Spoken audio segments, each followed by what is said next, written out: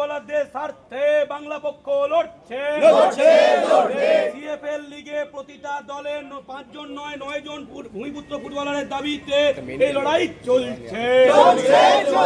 জঙ্গলমহল থেকে কোচবিহার, সুন্দরবন থেকে দার্জিলিং, বাঙালি সহ ভূমিপুত্র ফুটবলারদের স্বার্থে লড়াই চলছে। বঞ্চিত কেন আইএফএ জব দাও, বাঙালি ফুটবলারদের স্বার্থে লড়াই চলছে। প্রথম কথা, এই যে নিয়মটা করা হলো সেই নিয়মটা আমি একটু উল্টোভাবে বলতে চাই। যে সব জায়গায় কি নিয়ম দেখেন, 11 জন প্লেয়ারের মধ্যে বাইরের 2 থেকে 3 জন বা 4 জনের বেশি খেলতে পারবে না। এখানে বলছে 5 জনের বেশি বাঙালি খেলতে পারবে না, এরকম টাইপের হয়ে গেল। আমরা তো চাই আইএফএ নিয়ম করবে সিএফএল এর সমস্ত দলে 2 জনের বেশি বাইরের লোক খেলতে পারবে না, আমরা এরকম চাই। কারণ ভূমিপুত্ররা খেলবে স্বাভাবিক, বাইরের লোকজন খেলবে না সেটা স্বাভাবিক। 2 জন খেলতে সুযোগ দিলাম, এইটা হওয়া উচিত। উল্টে বাঙালিকে সুযোগ দিলাম যেন আমরা বিশাল পুণ্যের কাজ করেছি, তাই না? বাঙালিকে 5 জনকে সুযোগ দিচ্ছি আমরা। কালকে অনির্বাণ দত্তর মাননীয় সচিব, আমি ওকে অনেক শ্রদ্ধা করি, আমাদের সঙ্গে যথেষ্ট ভালো সম্পর্ক, কিন্তু কালকে আমি দুঃখ পেলাম উনি একটা ইন্টারভিউতে বলছেন বাঙালি প্লেয়ারদের সংরক্ষণ কেন লাগবে। মানেটা কি? সব জায়গায় বাঙালি নিজের রাজ্যে খেলবে, এটা স্বাভাবিক। তাহলে কি বিহারের টিমে উনি এখানকার ছেলেগুলোকে বিহারের টিমে চান্স পাওয়াতে পারবেন? উনি এখানকার ছেলেগুলোকে গোয়ার টিমে চান্স পাওয়াতে পারবেন? রঞ্জন ভট্টাচার্য, সম্ভবত না মনোরঞ্জন ভট্টাচার্য, কেরালার একটা টিমের কি গোকুলম নাকি টিমের তিনি কোচ হয়েছিলেন, রঞ্জন ভট্টাচার্য, তিনি এখান থেকে বাঙালি ফুটবলার নিয়ে গেছিলেন, কাউকে খেলাতে দেয়নি, একদম কাউকে খেলাতে দেয়নি। সেখানে আমাদের টিমে আইএসএল এ সব বাইরের লোকজন, ডার্বি হচ্ছে, আমরা বড় টিপও ঝুলিয়েছিলাম, 22 জনের টিম, 1 জন 2 জন বাঙালি খেলছে। ভাবুন তো ডার্বির ওই ক্রেজটা নেই কেন? ডার্বি হলে পাড়ায় পাড়ায় লড়াই, প্রত্যেকে যাদের 40-50 বছর বয়স, ছোটবেলায় দেখেছেন লড়াই পাড়ায় পাড়ায়, সেটা কি এখন দেখতে পান না কেন? কারণ হচ্ছে আমার আরামবাগে ষষ্ঠী তুলে খেলে বাংলা পক্ষ লড়ছে, ভূমিপুত্র ফুটবলারদের স্বার্থে বাংলা পক্ষ লড়ছে। সিএফএল এর প্রতিটি দলের প্রথম একাদশে 5 জনের জায়গায় 9 জন ভূমিপুত্র প্লেয়ারের স্বার্থে বাংলা পক্ষ লড়ছে। বাংলার ফুটবলের স্বার্থে বাংলা পক্ষ লড়ছে। সেখানে যে চালাচ্ছে সে পশ্চিমবঙ্গের একজন রাজনীতিবিদ কল্যাণ চৌবে। ভাবলে কি আছে, এখান থেকে হলে তো আরো নাকি চান্স পাবে। হ্যাঁ, ওটাই বলেছিল, আমি খুব উন্নতি করে দেব। যাই হোক, চৌবে যেরকম ভাবে বাংলায় উন্নতি করেছে, চৌবেরা সেরকম ভাবে চৌবে বাংলার উন্নতি করেছে। কিন্তু আমরা তো দত্তদের থেকে তার থেকে বেটার আশা করি। আমরা তো দত্তর থেকে চৌবের থেকে বেটার আশা করবো নাকি? একদম। হ্যাঁ,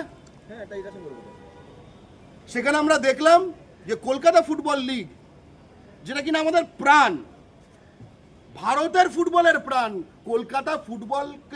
কলকাতাকে ফুটবলের মক্কা বলা হতো। এই কথাটা একদম বলা হতো, কলকাতা হচ্ছে ফুটবলের মক্কা। এই কথাটার মানেটা কি ছিল? এর মানেটা হচ্ছিল যে বাঙালি ফুটবলার ময় অন্য জায়গা থেকে প্লেয়ার এদের মাঝে খেলে উন্নত হতো। ঠিক আছে, সেখানে আজকে বলা হচ্ছে যে না, এত 5টা অবধি হচ্ছে ভূমিপুত্র প্লেয়ার, 5টা, মানে টিমে মাইনরিটি, টিমে অধিকাংশ বহিরাগত থাকবে, এটা বলে দেওয়া হচ্ছে। আমি ধিক্কার জানাই আইএফএর এই সিদ্ধান্তকে, তার কাগজ দিয়ে, তাই না?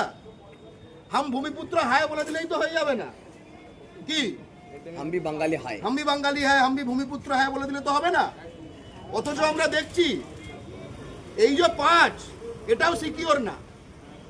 এই 5-এর কোটাতেও ভাবুন, প্রথমে 11-র মধ্যে 5, 6টা এমনি অফিসিয়ালি লুট, আর তারপরে হচ্ছে জালি করে লুট, কি ফলস ডোমিসাইল সার্টিফিকেট, ফলস কাগজ অন্য জায়গা থেকে এসে।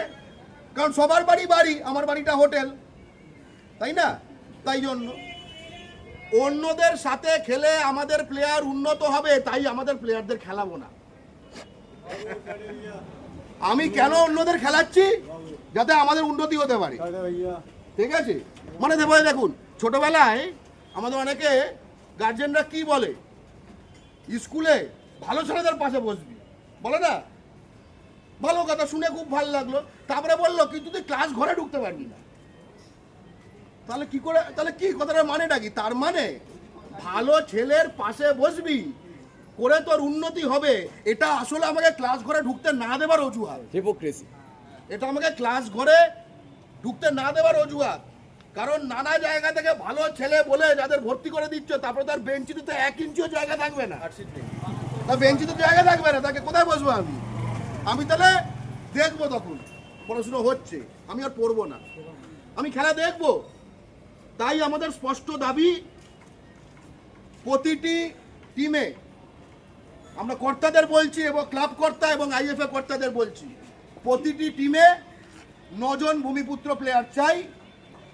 এবং তার সঙ্গে দ্বিতীয় যে দাবি, যে ভূমিপুত্র মানে আসল ভূমিপুত্র, আসল ভূমিপুত্র ওই ব্যারাকপুর এসডিও থেকে, চন্দননগর এসডিও থেকে, আসানসোল এসডিও থেকে কাগজ ফাগজ করে দেবে, ঠিক আছে, ও লিখে দেবে, এইসব না, আসল ভূমিপুত্র চাই।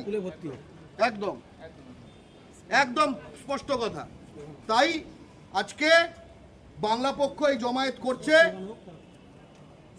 আমরা বিশ্বাস করতে চাই আইএফএ আসলে বিএফএ, আইএফএ তো আসলে বিএফএ।